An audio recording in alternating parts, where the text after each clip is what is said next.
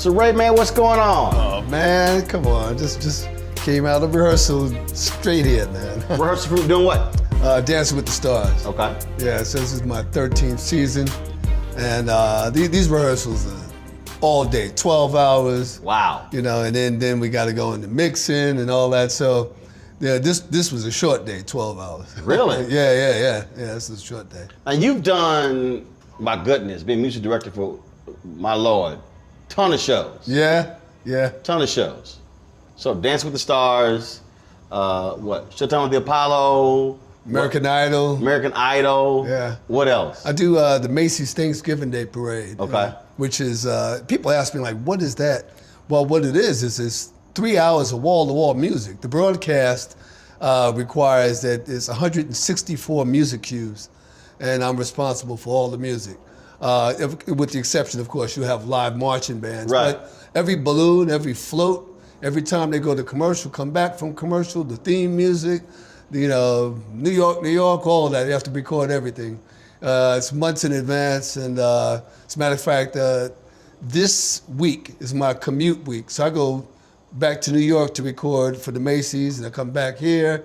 So I got in this morning, went straight to rehearsal, came over here. So when you say record, so when we're watching that Thanksgiving parade, Yeah, other than the band, nothing's live. that's correct. All the music is pre-recorded. Yeah. Okay.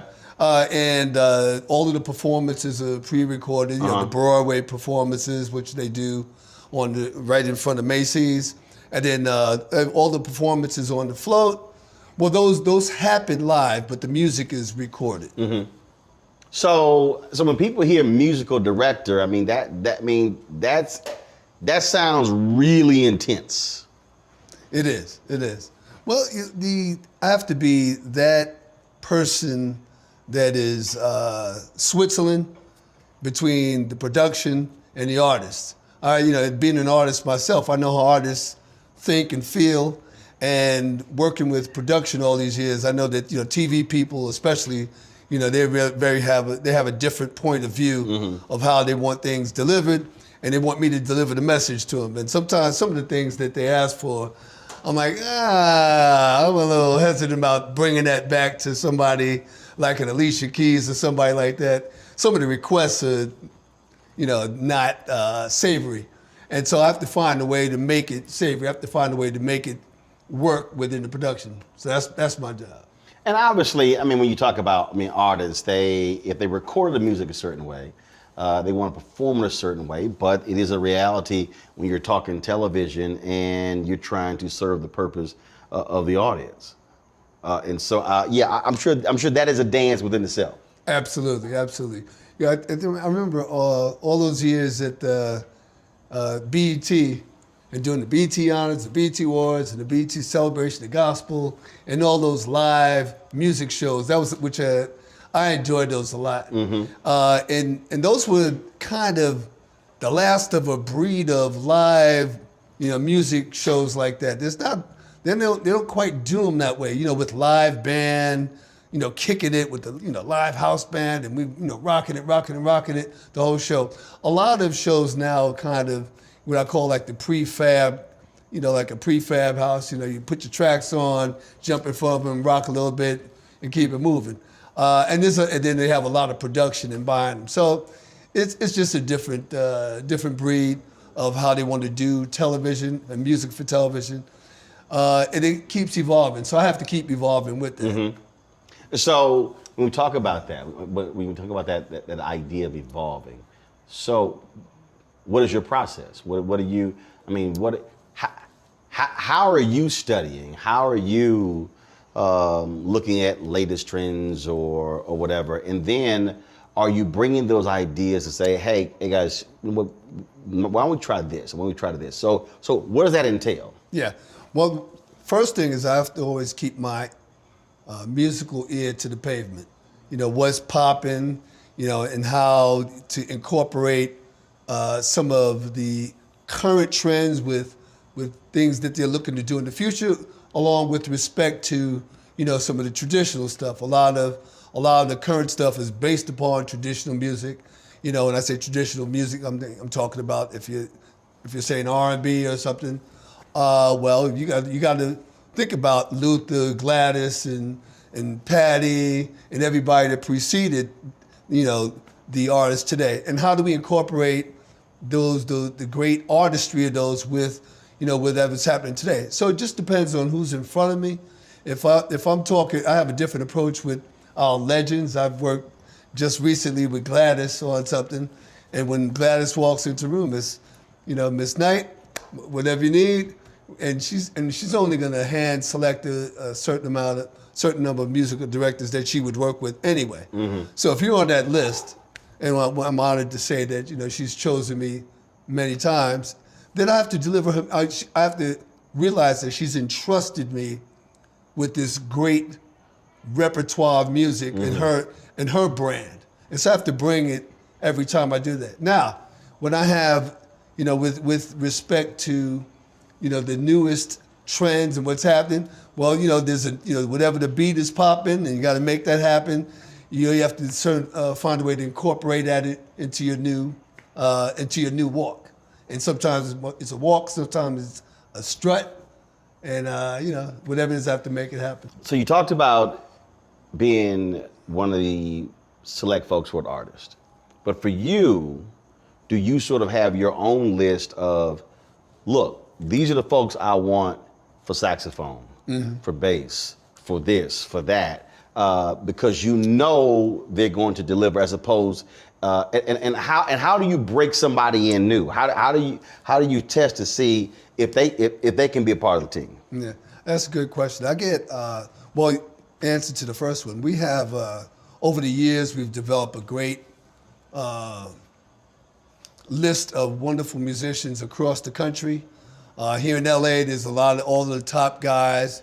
A lot of us kind of share some of them, but then I have my own go-to guys and my own little crew. And then of that crew, if there's an occasion where I need to have a different sax player, then I usually have somebody. There's a long list of people that are high top professionals waiting to go. I get a lot of inquiries from people coming straight out of college. Right. And that's wonderful, and I like to give them opportunity to be seen. However, what happens is that we're in the business of delivering at a moment. So usually people straight out of college are not really eligible for the top line. They just can't do it. Right, and you need people who also can flow, who can move, who can sort of, who can easily adapt. I mean, look, same thing happens. You talk about in our business. If you're talking about in media, same thing. And people think, oh no, I can do that. And then it's hard for a person to understand. No, actually, you can't. And they go, well, no, I did this. It's like, no. I don't think you understand. Right. There are levels. Yeah. You ain't at that level. Right. Not yet. Yeah. And I'm willing to also train and mentor people. Just in terms of giving them an opportunity. And so we have a program that me and my wife, Vivian Scott Chu, it's called Power to Inspire, where we take ages 18 to 25 and those who have completed their studies, who are ready to enter into the business, and we mentor them. And we have a mentoring team, and we have a whole system of doing that. And some of those that come out of that, well, then we've actually know that they have the kind of training and aptitude to be able to take their first steps into the industry. Yeah, you don't want somebody stepping in cold. What you've done is you put them through the paces. Yeah, put them through the paces. Or is the weed out process. Because first of all, I heard what you just said when you said some of them. Some of them. Which mean everybody who going through it, not gonna make it. That's right. It's not for everybody. It's for the chosen few. And See, that's the thing that it's hard for a lot of people to get. It's always amazing to me. I have folks like, man, you hard. And I'm going, and I always say, yeah. But the reality is, I was trained hard.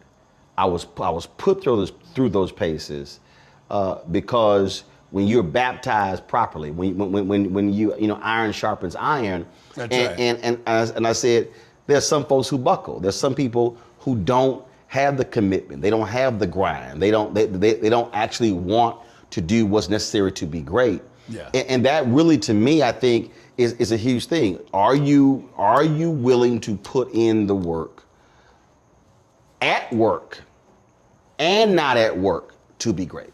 That's right. That's right. It's there's the grind and the walk to get through the grind and to get through the gravel and everything else that you got to go through. And right, everybody is that's where people are tested, and we're tested. We're tested the moment we step in. We're tested during, and we're tested every day after. I'm tested every day.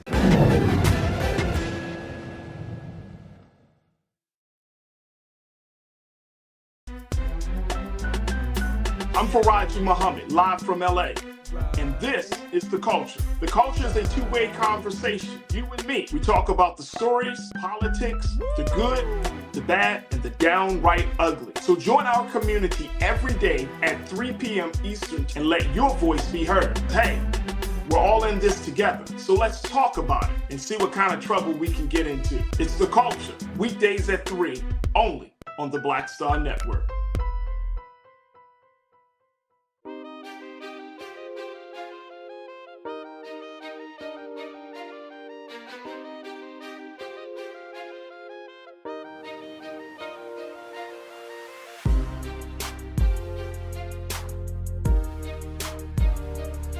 And you worked with Grace very early on, but I'm sure there were some moments where young Ray was like, yo, man, I got this, I'm doing this. And the artist was like, no, you don't. Oh yeah, I've had a few of those moments. I've had, well, you know what? When I first started in the industry, my first gig straight out of high school was with Melba Moore. And they brought me right on the road. I left high school. Wow. While continuing my studies. But I left high school to How old were you? I was 16. Wow, 16. So yeah, I went straight out on the road. I went to the High School of Music and Art, the LaGuardia Fame School in New York. And I was also studying at Manhattan School of Music at the same time in the prep division. So family was cool with that? My mother encouraged me. She said, well, I've been in music study all my life since age 5. There wasn't a day I wasn't in study. Right. So I was ready. See, that the reason I say that, when I talked to Jeffrey Osborne, when the OJs came to town, something happened to the drummer and Jeffrey stepped in and mom was like, no, you ain't going on the road with the OJs.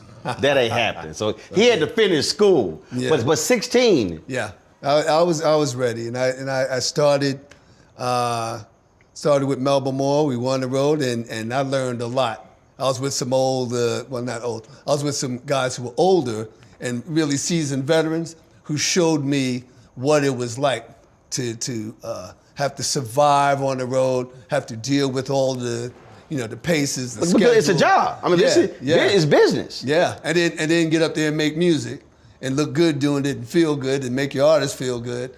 And so I learned a lot. And then coming out of that, I was selected to work with Nick Ashford and Valerie Simpson.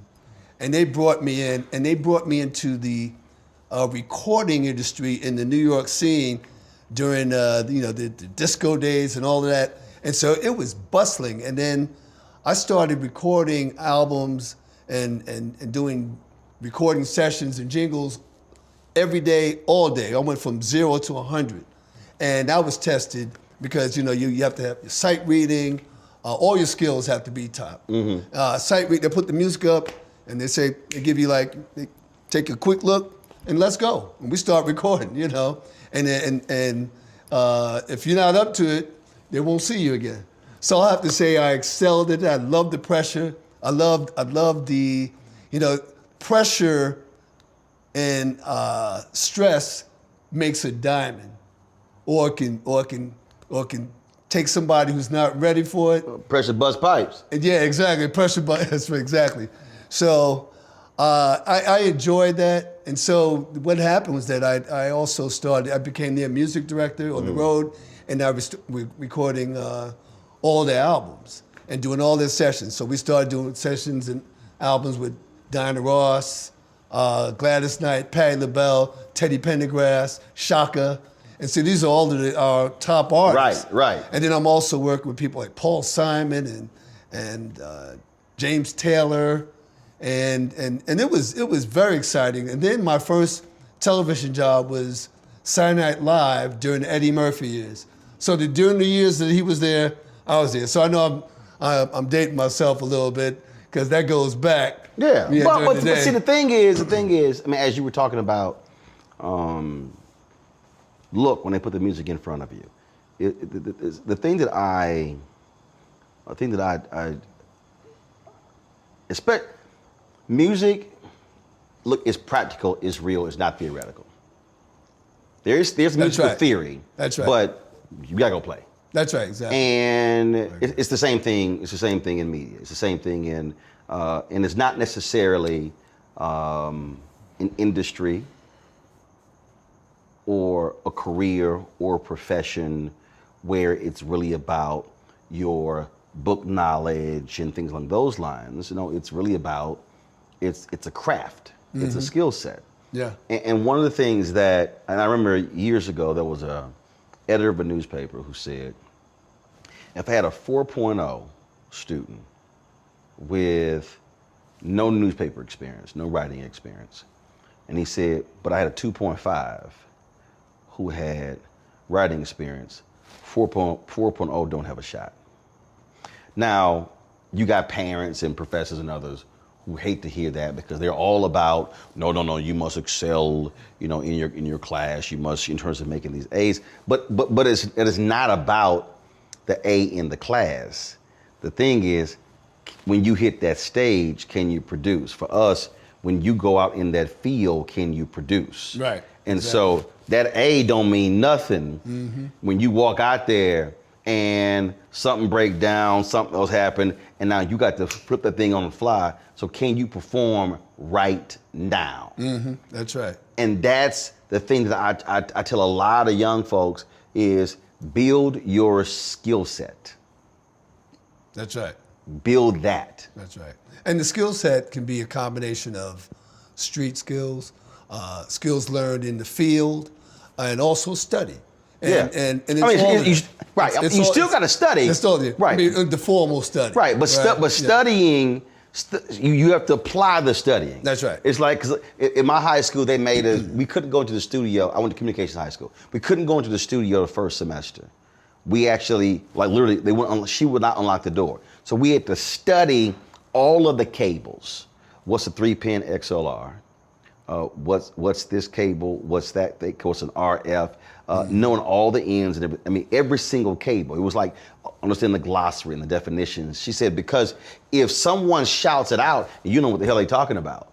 Hey, get me a 1/8 inch to an XLR, and you come back with an SDI and HDMI cable, they look at you like, right, what are you doing? And then it's gonna be like, give me somebody else, because this fool ain't got any idea. That's right. And that was a thing that was that you know, we were really trained. It's like, you know, you must know all parts of your business, so you don't get caught off guard when it's showtime. Well, we're in the industry that suffers no fools. So, and I have to also say that you know, people of color have a standard that which we have to deliver. We do have to deliver at the highest standard. We don't have the cushions to fail and come back and, you know, and have many shots again. You know, if you don't do what you got to do, you may not be seen again. That's the end of you. So, and I have to really instill that in a lot of young people to say, hey, listen, you know, so be ready, because when I call you, you be ready. And that's the other piece. When I call you, your shot may not come a second time. You may not get another one, you know. And so, and the good news is that I'm seeing a lot of people who get it. And while the people who get it, the young people get it, there are some that don't, and I kind of keep an eye on them, and I'll say, maybe your shot comes somewhere else. However, there's a long line of bass players, there's a long line of drummers, and we're talking about seasoned vets. So before the rookie gets, you even get a shot, you know, on my shows I'm going through, I got my top 5. So, you know, the rookie is like number 10 or 11. Well, hang out. Now, what can happen is, and it has happened, is that one of my drummers may say, hey, listen, and a good example is my drummer, Nissan Stewart, who does the show, and he's a world famous drummer. There was one thing he could make. He said, hey, Ray, I want you to give this guy is ready. I said, okay. Now, when you recommend him and refer him, then your Right. reputation is also Wait, on the line. it's sort of like You can't send me that. it's sort of like that mafia deal. Now, Yeah. now you know you're responsible. Exactly. You're definitely responsible. So if anything happened, That's right. I'm coming back to you. Oh, absolutely. Or like the mafia cat, if he a cop, you dead. right, So right. you Both of vouching. dead, So if right. you vouching, Right. You understand? That's right. Both of y'all dead. And they know that. They know that. So that's a great system to have because it's tried and tested, and they know that anybody that they send to me has got to be ready, and I know that. Yeah. And so that's good. I've told some folk. Now I ain't recommending you. And they, why? I'm like, because I'm not putting my name on you. Because you got to pass my test before I make that phone call. That's right. That's right. And it's just to me. I think it's really interesting when you have those conversations, because folk, and you know it, folk. Ray, they want the name to be shouted. They want to be able to, that moment when the camera pans to you and they go, music to record you. That's what they want. But if someone says, I want to do what you do, my response always is, but do you want to do what I did? Right. That's right. To do what I do. Right. Then they look like, Yeah. I'm like, do you want to go through? Do you want to have those long nights do you want to have those moments where you carried the gear, where you packed the gear? You hadn't shot jack. Do you want to go through that stuff? Do you want to sit here and go through all of those different moments? I said, because you can't get the glory if you don't want to go through the times when didn't nobody know your name. I'm going to refer back to my days at the Apollo. Now, the Apollo Theater, that was an experience that tested many parts of your stamina, your spine, and everything. When we did that show, Showtime at the Apollo with Steve Harvey and Kiki Shepard, it came on weekly. However, what happened with that show is that we had to do 12 shows in one weekend, and which meant that we had to, and I'll kind of do some quick math. So the shows that we did, they were we'd have 8 to 10 amateurs, all right, and we'd also have 2 kids and 2 dancers, 2 acts, all right. So 14 acts, all right, 14 musical acts. Now that's one show, right? Multiply that times 3 shows a day. Now these shows they didn't have the budget to bring people in and house them from out of town, so we had to start. The only rehearsal we got was 5 in the morning. So we started at 5:30 in the morning. I got a room full of 50 people, mamas and aunts, and one by one they come up to me, Mr. Chu. I say, I have my system. What song are you singing? We're singing Luther Vandross's, Never Too Much. Okay, cool. Do you know which key you're doing? Nah, probably not. Okay, here's the key, bum, bum, bum, bum. Now, the arrangement has to be 1 minute and 45 seconds or no longer than 2 minutes, right? Oh, okay. Well, here's my suggestion. Why don't we try it like this? Okay, does that work? All right, cool. If you like that, then I'll put a little recorder just for notes. All right, then have the band there. We talk about it, run it through, bang, on to the next. Now, also part of my instruction was I said, listen, when we do the song, I'm going to do exactly what we just rehearsed. Now, sometimes they forget the music and they'll start turning around, or if the crowd starts getting them antsy. You like. Right. And they'll be looking at the band. I was like, hey. So I told them, hey, listen, whatever you do, don't turn around and keep it moving. Now I did, so if you do the math, it's about 96 pieces of music Right. over the weekend that we only get a chance to run it down early in the morning and start taping at 3 in the afternoon.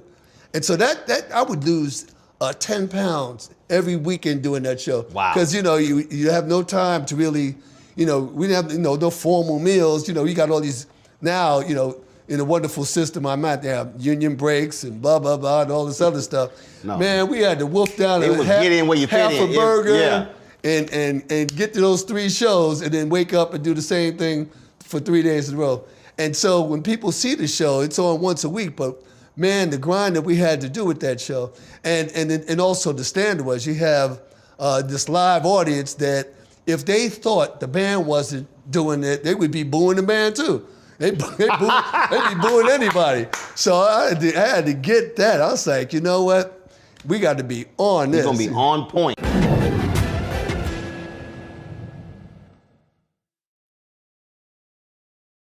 Pull up a chair, take your seat. The Black Tape with me, Dr. Greg Carr, here on the Black Star Network.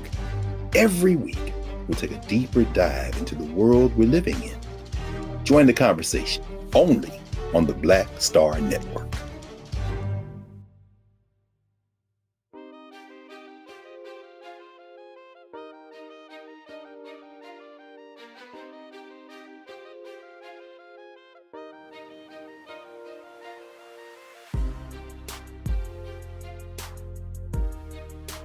You know, there'll be folks who, oh man, you know, I would love to work with you. I mean, you know, you guys are going around, you're shooting stuff, and I'm going, okay, do you understand what that means?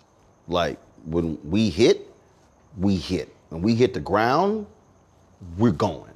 I mean, typically, sort of like what we come out here for interviews.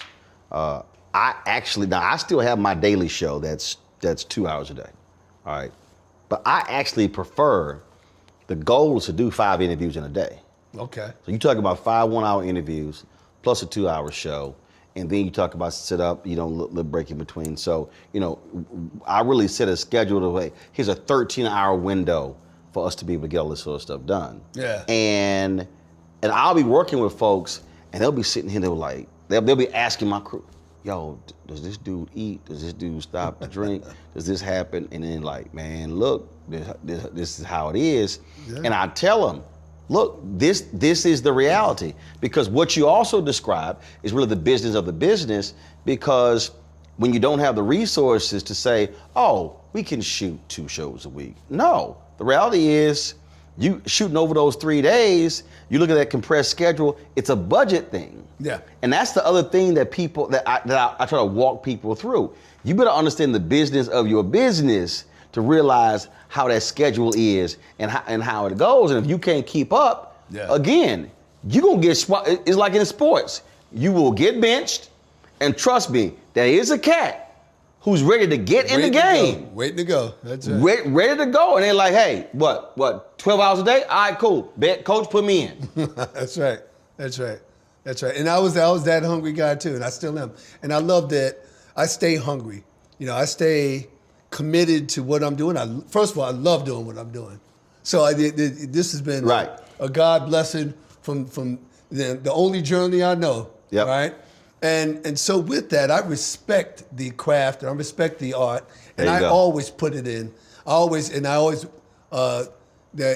motivate my team, and also, excuse me, I motivate my team with a hug and a foot.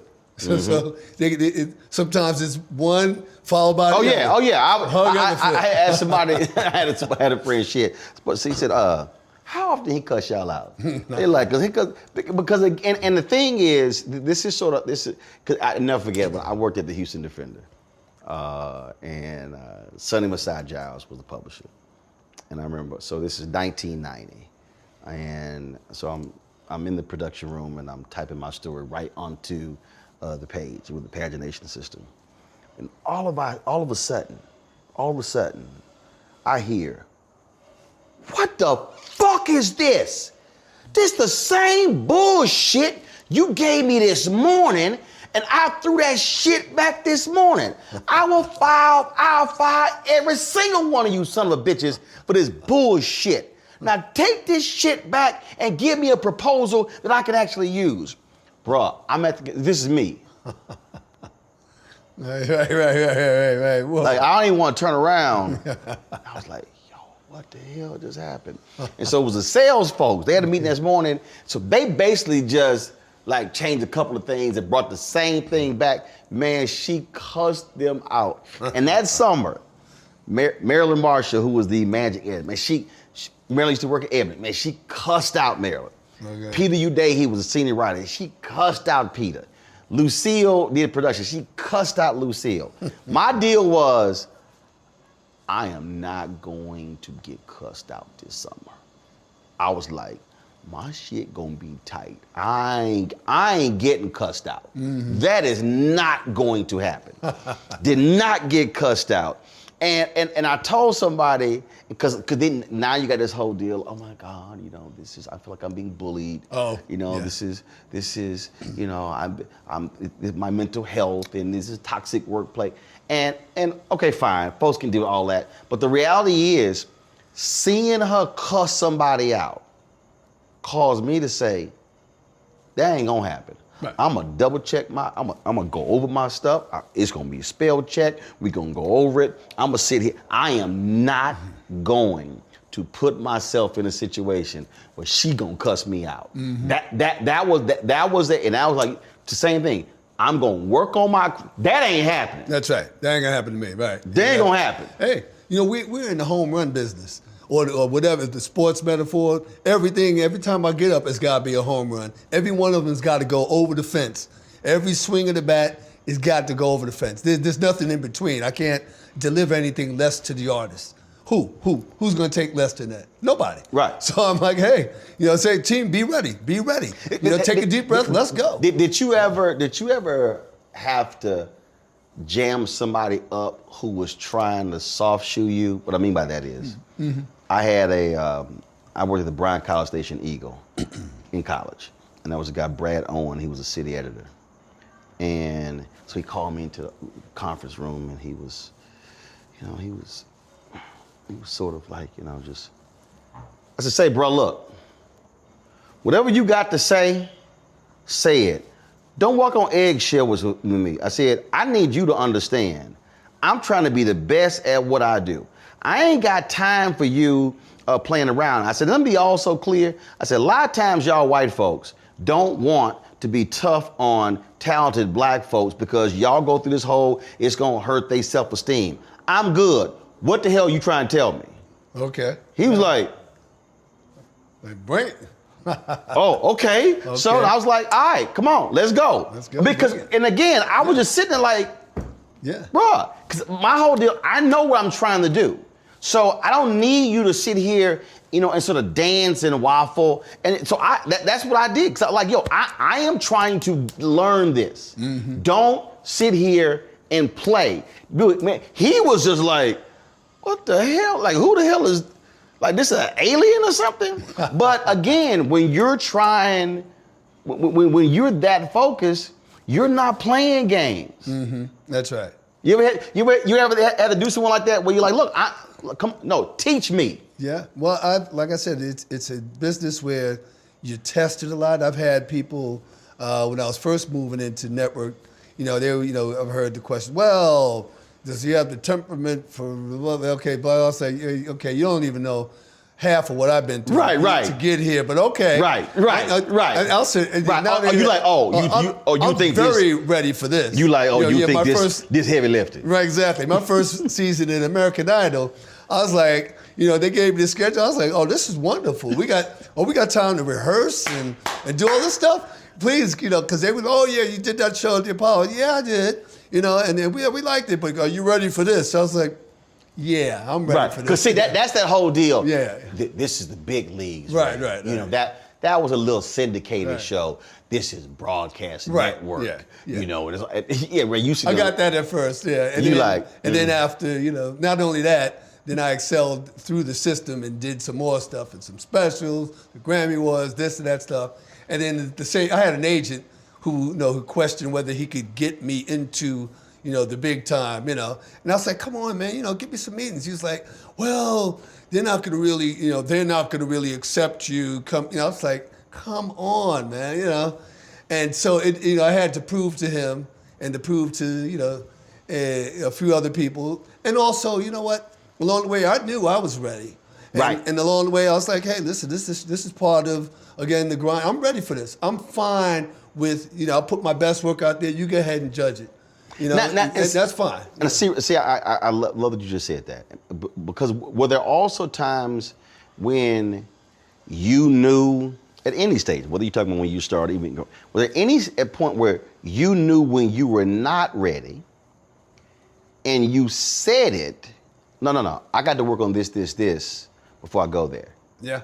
There was I remember when I was about 19 years old, and this was when I was still, I was still first introduced to the whole New York session scene.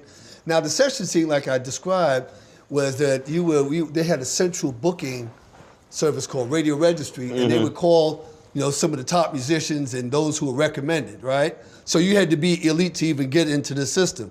Like I was brought in by Nick and Val, who were respected in the New York scene. Valerie was once the top jingle singer, so amongst all her other things being great writers. So anyway, a recommendation from her got me into this. Yeah. Now, I started doing, like I said, I went from 0 to 100.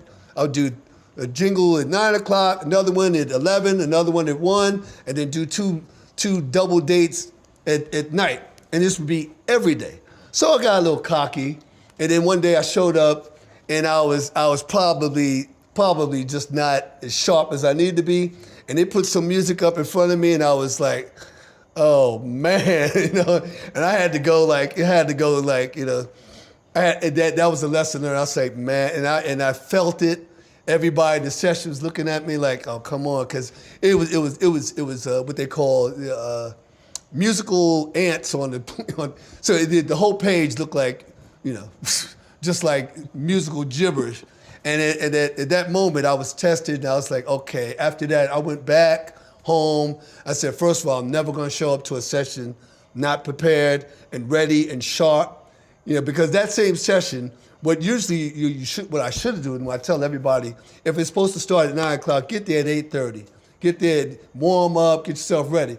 Now, I've been hanging out with some guys who were real cocky, and I got real cocky, so I just show up at 9 o'clock, right? And that day I showed up at 9 o'clock, and it was some stuff I was like, oh, I need another minute with this. Oh man.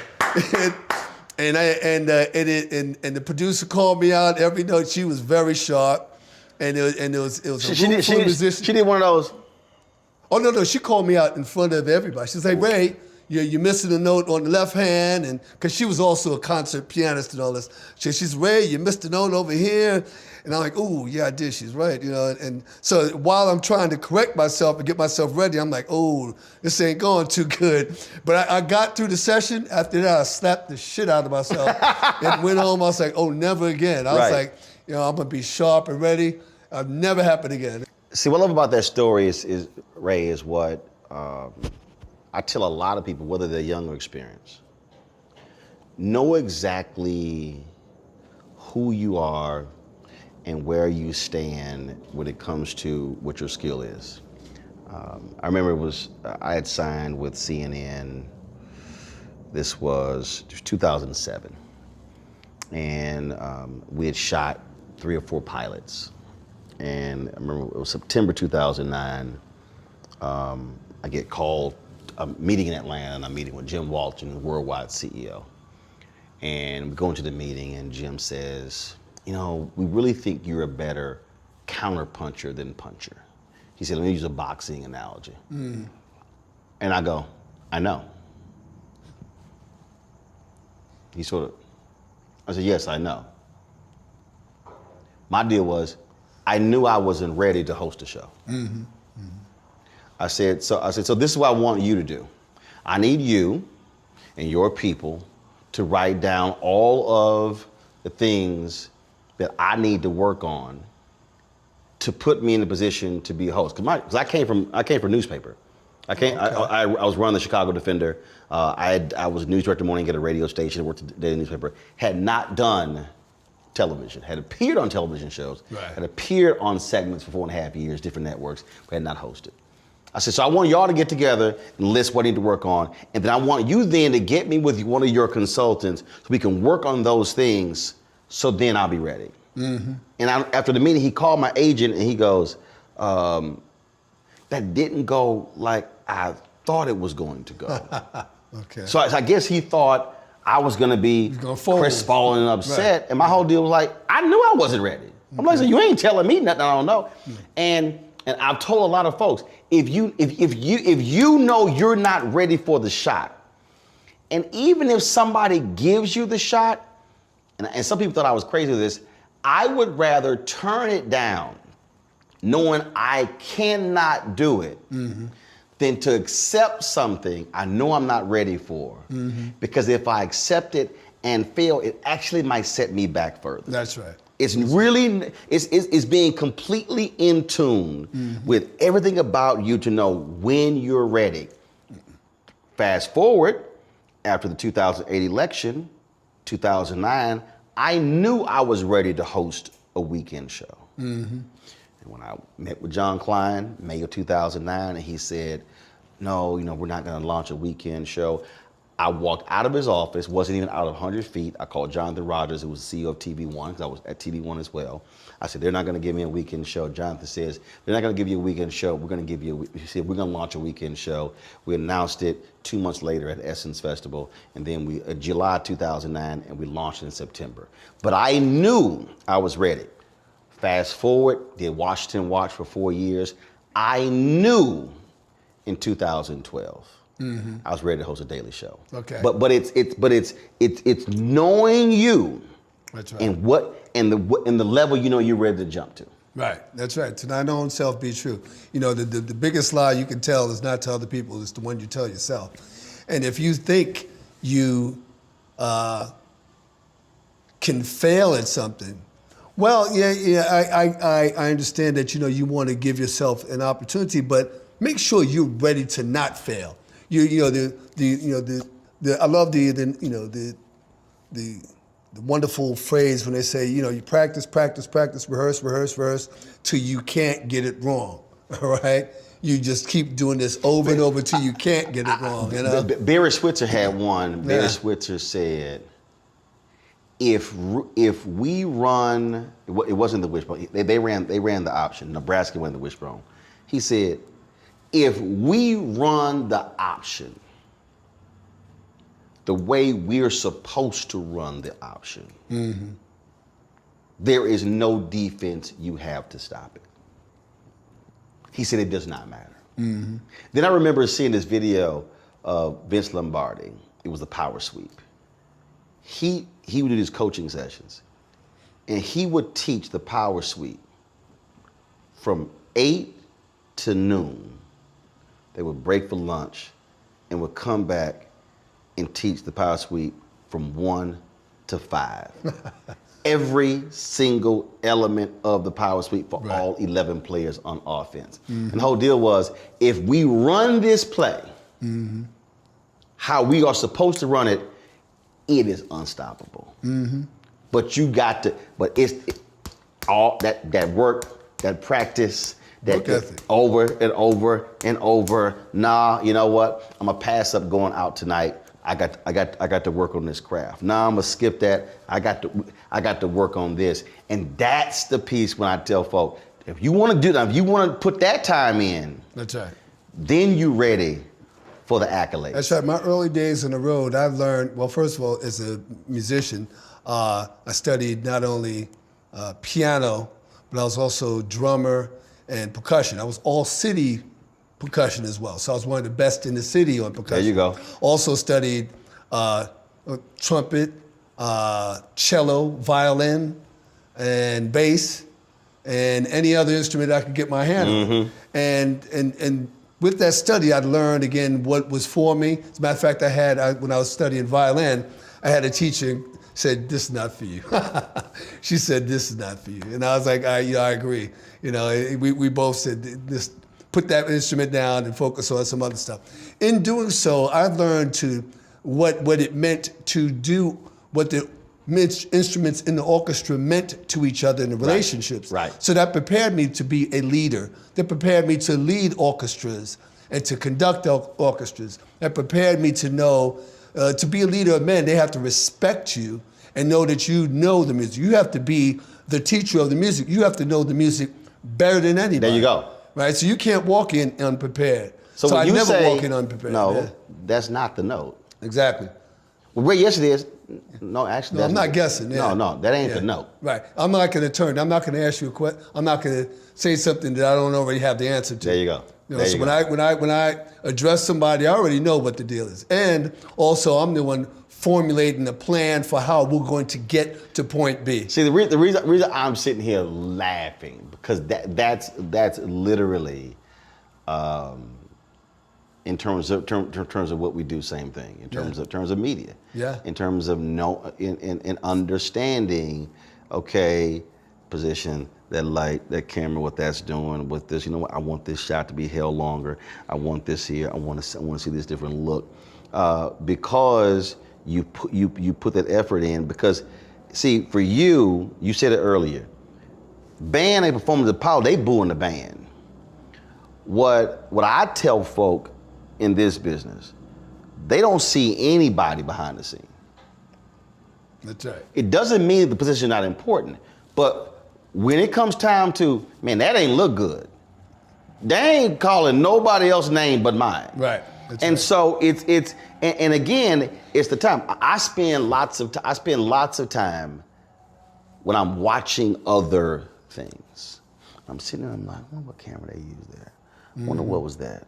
Okay, was that a drone? How did they push in? How did they push out? How did they put it?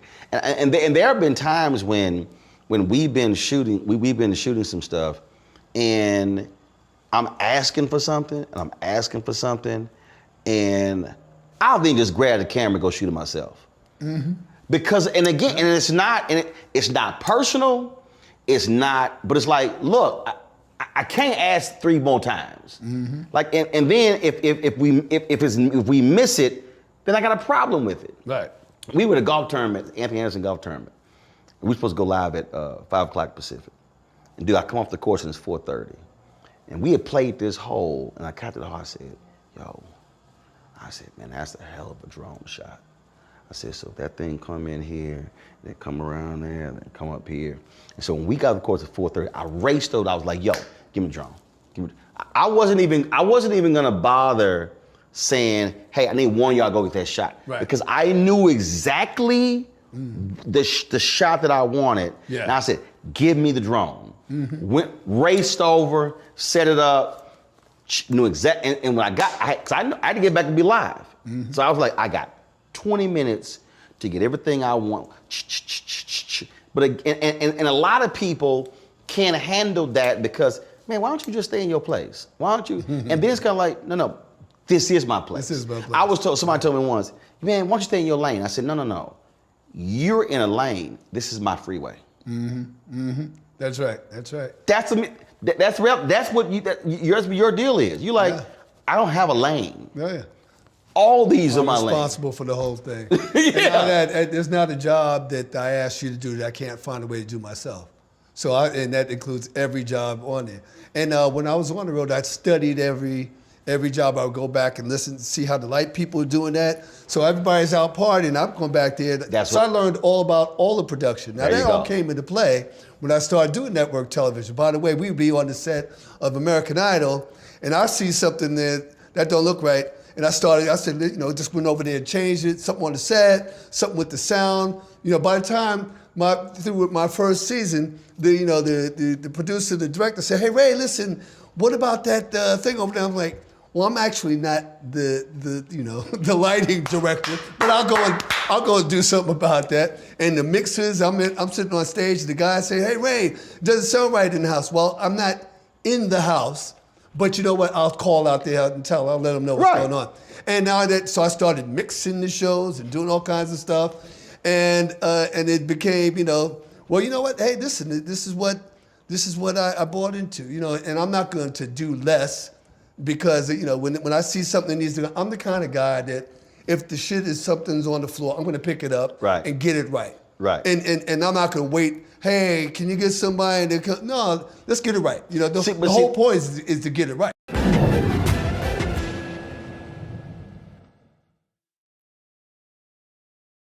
Folks, Black Star Network is here. Oh, no punches! I'm real revolutionary right now. Support this man, Black Media. He makes sure that our stories are told. Thank you for being the voice of Black America, Roland. Stay black. I love y'all. All momentum we have now, we have to keep this going. The video looks phenomenal. See, this difference between Black Star Network, and black-owned media, and something like CNN. You can't be black-owned media and be scared. It's time to be smart. Bring your eyeballs home. You dig?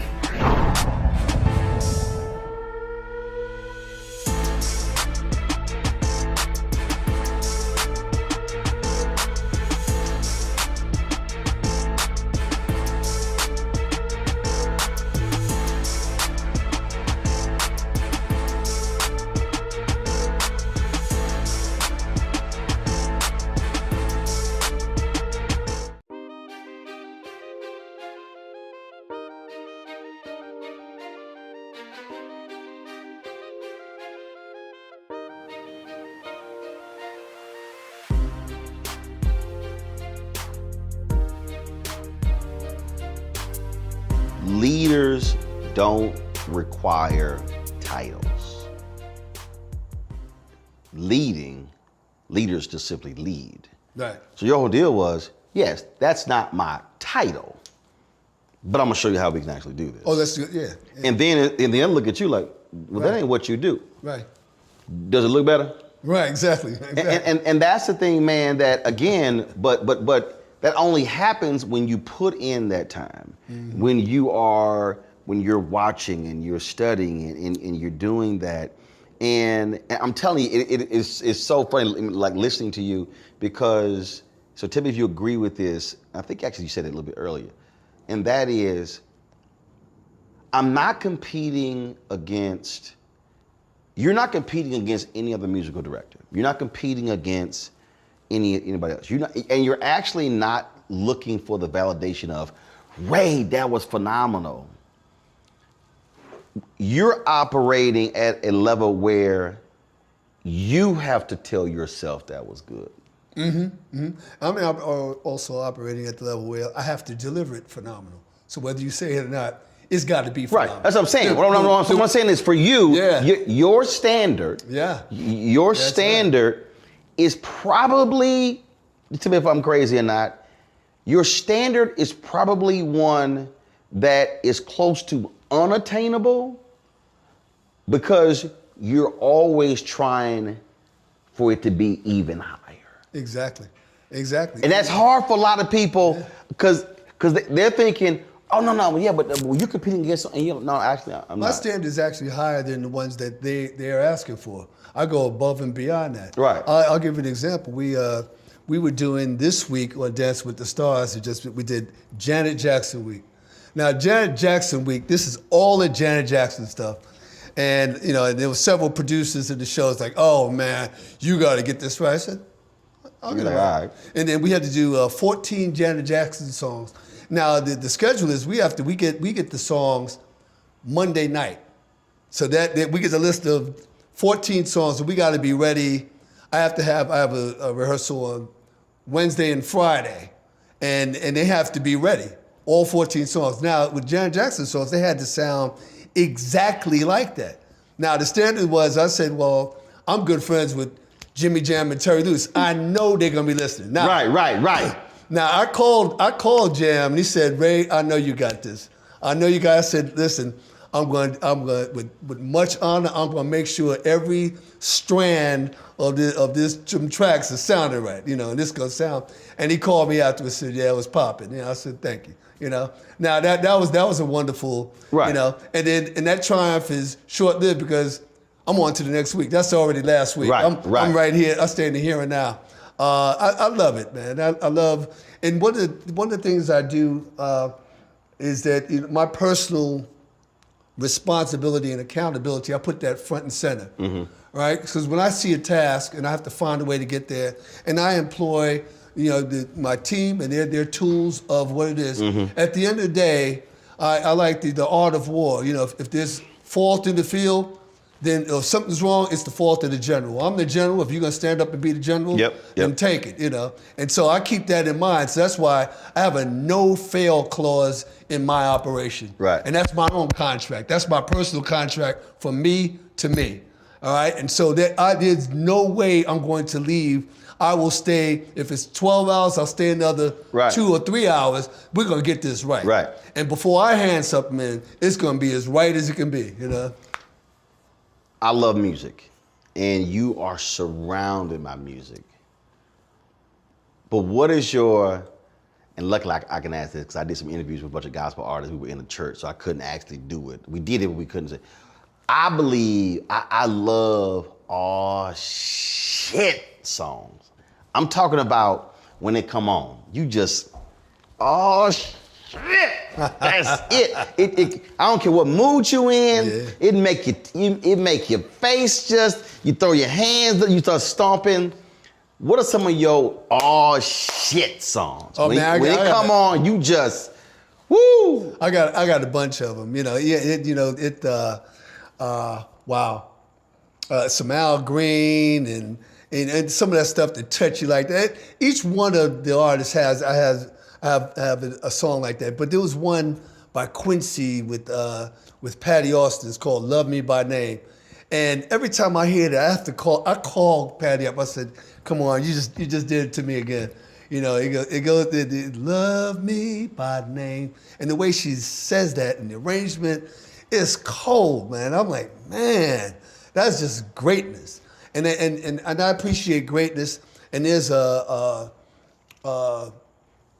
by Chopin, Polonaise A flat.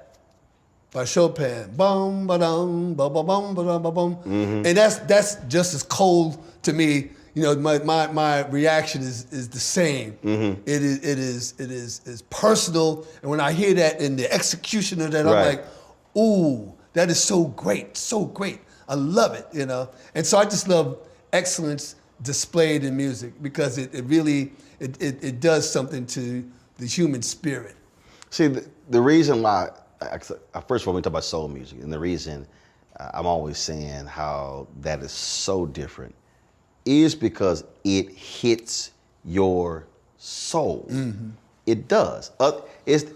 There are some songs, I say it all the time, there's some songs that are nice songs.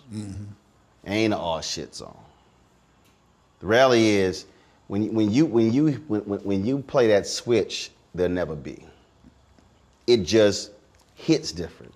Ain't no way when she does when Lenny Williams hit different. Oh, when she sings that song, come on. Right. I'm talking about when you. I mean, you definitely mentioned Al Green. To me, if you listen to the OJs, if you listen to Teddy P, if you listen to Absolutely Patty, would you listen? I mean, there are just some songs that they just hit a certain. Again, I don't care what mood you're in. You gonna stop, man. You just gonna throw your hands in the air. So like that scene. Remember the scene from the 5 Heartbeats? Yeah. When they were at the talent show, then they were booing them, and then Eddie came out and he grabbed the microphone and he hit that note, and his mama stood up and threw her hands up. Yeah. That's the thing, man. And so I tell people all the time. I said, when you can make that type of song that hits folk in a way, I said that's what becomes a classic. That is what, I don't care what generation you're in, it's just gonna hit. That's right. And you're right. Aretha Franklin and people like that. Like when she sings that song, "Ain't No Way," that's like, ain't no way. It just, come on. It just touches you. I did a thing one night where I was comparing different songs. So and I love, because look, I played cornet in elementary school and bass baritone horn in junior high school, and so I love listening to the song, not just the lyrics but also the beat, the instruments, and I was playing "Fool for You." And I played the CeeLo Green version and the Alice Smith version. Okay. And I was on Instagram Live one night, and I was playing it, and I said, all right, I want y'all to understand. I said, I want y'all to listen.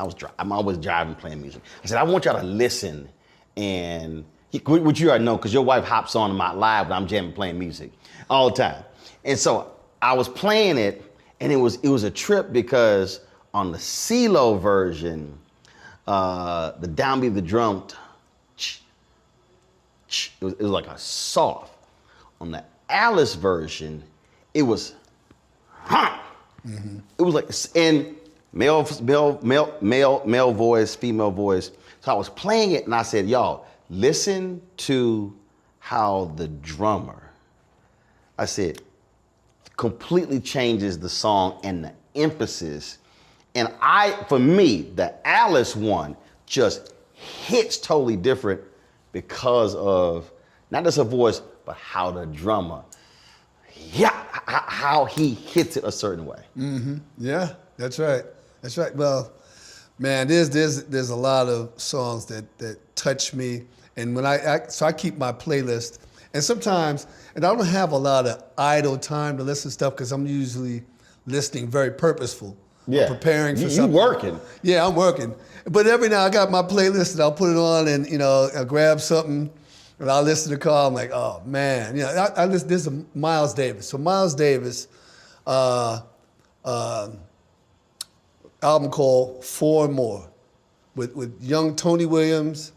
He was 17, 18 years old. Ron Carter, Miles, and Herbie Hancock, and George Coleman. And the way these guys were hitting, it was live at Lincoln Center. Oh, it is fire. It is fire. If you don't know that album, please go out and listen to it. It's fire from the beginning. They are hitting, and it's like this. When I want to get some fire, I put that thing on in the car. I'm like, okay, let's go. This ain't mellow jazz. They are kicking it. Right. And please listen to that. Four and More live at Lincoln Center anyway. See, it's interesting because like before we started the interview, I was jamming Rebirth Brass Band. Oh, I love that. And that was popping. Dude, they gonna hit that thing. And man, I put the song on and it goes. And now it's interesting because you mentioned Chopin. So the Crusaders, B.B. King, and oh my God, what is her name? It's killing me. She sings Street Lights. Street Lights. Oh yeah.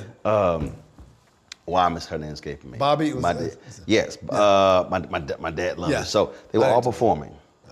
But the opening song is a classical song because they were performing with the Royal Philharmonic Orchestra. It is this unbelievable, beautiful song. And so my dad had the album, and I remember it was like Royal Jam, this great album cover.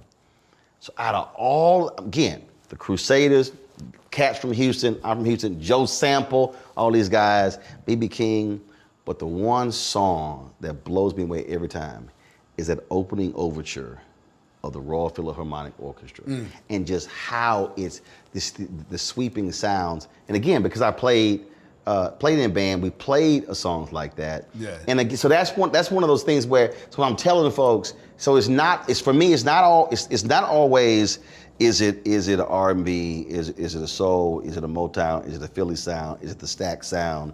Is it Dirty South? Is it what? No, that's the beauty of music. So that classical song, I would put in the same category of just being completely moving as a great Aretha song. Mm-hmm. Oh, absolutely. It's music. So I have no categories when I'm listening and enjoying music.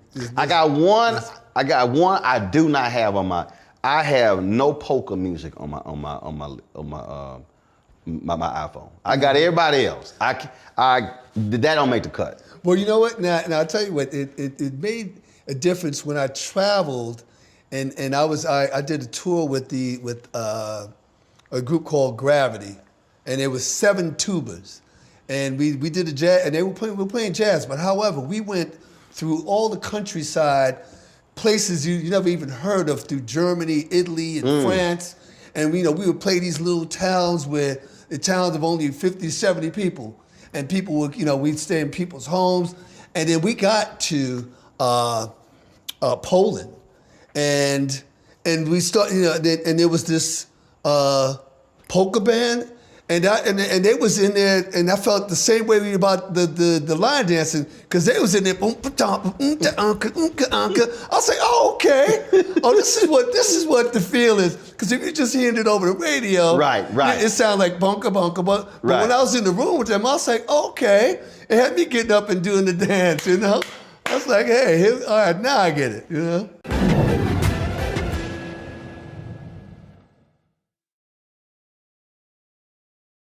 talk about blackness and what happens in black culture, we're about covering these things that matter to us, speaking to our issues and concerns. This is a genuine people-powered movement. There's a lot of stuff that we're not getting. You get it, and you spread the word. We wish to plead our own cause.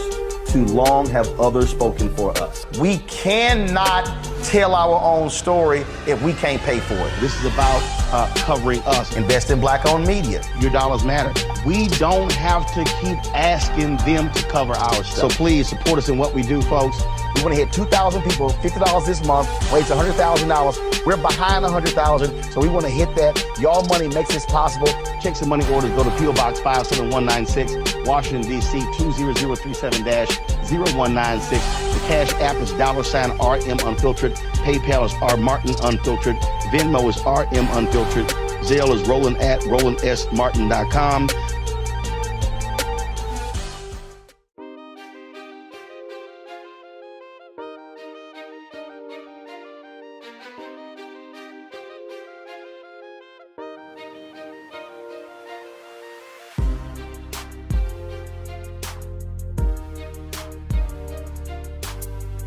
Because you traveled, do you think that for a lot of Americans, not really understanding the musical influences worldwide, and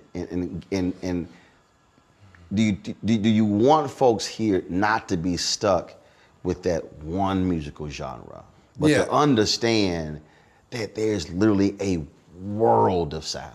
Yeah, I think that the more that people get to experience music of the world, because the world has experienced our music, and our music has now influenced everything. There's every kind of hip hop represented in every country of the world. Kurt Carr told me there's a dude they call in Japan Lil Kurt Carr. Okay. Does not speak English but knows the words to every Kurt Carr song. Yeah. That's right. They're killing the guys. When I say killing in a good way, in Korea they are wrecking it. You go, you know what I mean? We have there's a Korean gospel group that you would swear was like straight out of, anywhere, Compton or whatever. I was like, they got it all down, and the bands, the Korean, so they studied it, and the good news is that they appreciate it from the heart, right? Got it. And they didn't just try to cut and paste and do a replication of it. When you hear it, it's like, oh no, these boys is putting it down, all right? And so I enjoy that, and I enjoy that our music, that we've been ambassadors to the entire world and been able to gift this to them. And there are wonderful gems that come from other countries, the Middle East. The beat that we've now enjoyed, and I'll kind of give you that boom, boom, bap, boom, boom, bap. That beat has been around for generations and centuries. That's not a new beat. Right. But it's the world beat now. Right. That's in everything. It's been through the Caribbean. It's come out. It's in hip hop. Boom, boom, bap, boom, boom, right? And there's some kind of representation. That beat goes back to the Middle East and the Mediterranean and that whole experience there, because that when you hear the music and the drums, I was like, wait, they was doing that, centuries ago. Yeah, that same beat, and that's wonderful to know. It's wonderful to know that also the music of Africa and the origin of the drum has permeated, the entire world. Are you surprised how Afrobeat says all of us has just really blown up? Because in the past 4 or 5 years, even when I've gone to parties and clubs, it's not just one song being played. It's, before someone might play it and a room be like, man, what the DJ playing? Now it plays, then a room just erupts to another level. Oh yeah, they take off with that. All of a sudden, because now they've come to know that beat. Oh, okay. So sometimes it's how you introduce it to people. Sometimes you want to introduce a new food. Well, a new flavor, a new seasoning. Well, maybe you got to find a way to, who's ever serving it or what restaurant you're going in. It just depends. So we're the servers here. I'm gonna serve you a new dish. we're gonna serve you some Afrobeat, but you may not be able to take it the way we originally planned. Right. So let's find another way to present that dish. You're so busy arranging to other people's music. When do you create your own? Well, that is I create every time I do something. So every time, like for instance, I was just given a task this evening. And they said, we want you to come up with this wonderful opening, and we need about 25 seconds worth of, voluptuous music for this scene we're doing, And I was like, okay. So, and then that's where I can employ my creativity and, come up with, I'm glad I've been empowered to do so and I've been entrusted to do so. And so that, my creativity comes into play like that. I've had several albums under my own name, and I listened to them. I'm like, that was pretty good. That was pretty good. So there's some things I'd like to do differently, but and they weren't bestsellers by no means. But that's not the measure of success for me, or the only measure of success. But right? what it also says is that the reality is when we talk about the music industry, there is no one thing to do. Just like in ministry, you can be successful in ministry and never step foot behind the pulpit. Right. That's right. Because it's so broad and vast. And so my job, and I recognize, where my walk is just like you were saying, hey, you got to kind of know who you are. That's right. So, who I am is if you do something if you're robbing a bank for 20 years, then you're a bank robber. I don't care what you, I didn't mean to do that, and I was trying to fit, but you're a bank robber, So I've been doing music directing for TV for over 30 years, all right? That's what you do. That's what I do. Now, I do that, and I do other things, and I do music for film, I do music for this, and then of course, live, I've been doing that all my life, and I'll get up there and rock the show, and I have my own little thing, they call me in, and we did the music of Stevie Wonder at the San Diego Symphony, and we sold the place out. And I was like, hey, I'm looking at 10,000 people. Y'all came to see me? Hey, let's do this. We got there and rocked that. Yeah. 2 questions. What have you always wanted to do that you've yet to do? I want to score Star Wars. That's what I haven't done, and I've yet to do that. And I'm still, and I'm not just waiting around. I'm working on the craft. See now, one of my wonderful desires is because I studied Quincy so much, and he did 40-something films, and that was I was like, ooh, I just want to really get in and dig my teeth into wonderful film like that, and it could be heavy drama, whatever it is. So the opportunities that I've been seeking. It's not like I'm waiting around to do it. So I'll just take a piece of film and score to it. Also work with some young film directors and hey, you want some music? I'm gonna go ahead and score to this, and then this is all in preparation for Star Wars. Okay. Because it's coming. Okay. Last question, and it's not meant for it to be a competition, but it sort of is. If you mentioned the 10,000. So let's say opportunity presents itself for a musical director, for the lack of a better phrase, versus the opportunity to be in front of an audience. And I'm gonna do me, I'm gonna do you, completely in the moment, completely we're going at it one-on-one. Who would you love to have across that stage?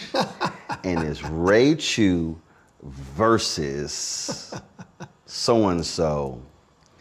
Well, they've already kind of lined us up like that, and even though we're good friends, Ricky Minor, people, hey, Ray, Ricky Minor, okay, so our careers have we're close in age, and we've paralleled each other just in terms of, some of the things that we've done. He's done American Idol, he did it first, I did it afterwards. He's done this show, he's done that show, he's done the Grammys, I've done the Grammys, so it's been a lot of that. So I would say that that would be a good look you know, and he would be, and see, he the would way be I- somebody contemporary for me to say, hey, you know, we can kind of take a look at each other. And see, the way I see it is, again, because it be spontaneous, you drop something, all right, band, boom, boom, boom. And again, one of those things where it's not planned, it's not, so it's like, what you come up with, coming back and forth. Yeah, well, now the good news is that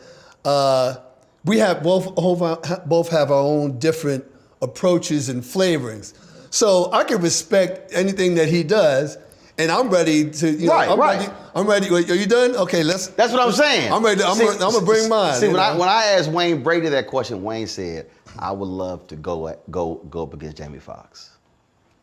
And see, and when I ever ask that question, people are like, "Oh no, I don't want to compete." I'm like, "No, it's not competing. No, it's not. Yeah. What it is yes, I respect your game, and if I'm sitting, if someone's saying, put somebody across from me where we can swing, and that's the whole deal. And so it's not competition, but you respect that person's game so much to say, yeah, I would love to get it on. Absolutely. Not only that, during the course of these careers, I watched the stuff he done. I'm like, okay, that was nice. Right. That was nice. Okay, let me go tune my shit up. Right. You know? Right. You know, and then I'm sure, I know he's watched some of my stuff and whatever his opinion is, but I'm like, hey, my A game, I'll match it against anybody else's, so I'm good. So I gotta say this for everybody who's watching, do understand. I actually met Ray's wife first, and every time I would see her, oh my God, Roland Martin. That's how we met. So I got to give your wife a shout out. Oh yeah, absolutely. Every time. Yeah, Vivian is unto herself. You know, she's her own brand, and she takes no prisoners in our home. You know, she's ready to go, and we get at it. You know, in a good way. Yes, sir. You know, I love the home we have and the atmosphere because there's always a new something brewing. I'm like, what you got going over? I go in her, she got her office over there, I got my studio over there, and I kick it in. She's in there with 2 phones and typing with 2 feet. And I'm like, what's happening here? Yeah, I got this new project, blah, blah, blah. And I'm like, yeah, So we have a lot of excitement in our home, man. All right, man. Well, look, good chopping it up with you. Absolutely. Glad we could do it, man. Thanks a bunch. Enjoyed it. Thank you, man. That was cool. Yes, sir. All right. He's going to get a photo.